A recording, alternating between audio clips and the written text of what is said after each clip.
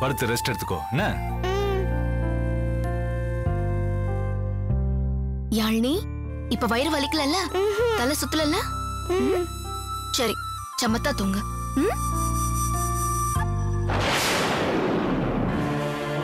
என்ன யாழினி, ஏதாவது வேணுமா சொல்லுடா.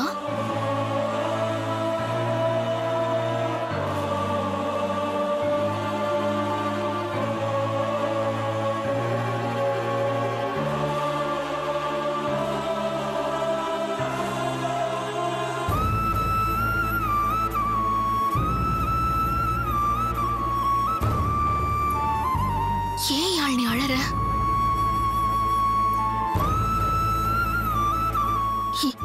என்னடா?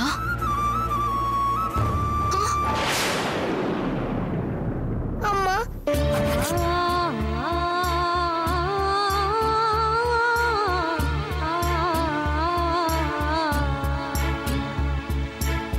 இன்னொரு தடவை சொல்லு.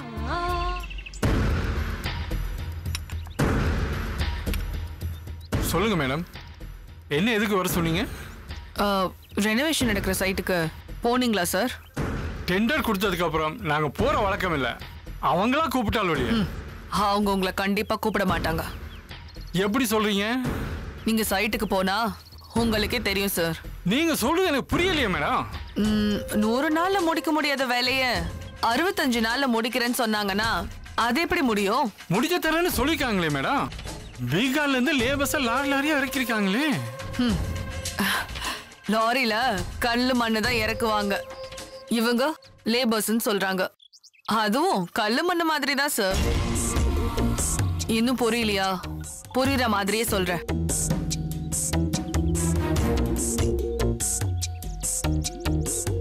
நீங்க கொடுத்திருக்கிறது என்ன சாதாரண பில்டிங்கா? இட் இஸ் ஆன்டிக், புராதன கட்டிடம். அதை ரெனோவேட் பண்றதுக்கு we need experts. அதுவும் போயும் பீகார்ல தெருவுல படுத்துட்டு இருந்தவங்க, பிச்சை எடுத்துட்டு இருந்தவங்க, அவனுங்களை கொண்டு வந்து 65 நாள்ல கட்ட சொன்னா அது எப்படி சார் முடியும்? நீங்க மாளிகை கட்ட சொல்லிருக்கீங்க, இவங்க கொண்டு வந்திருக்க ஆட்கள் எல்லாம் பார்த்தா ஒரு மணல் வீடு தான் கட்டுவாங்க போல இருக்கு.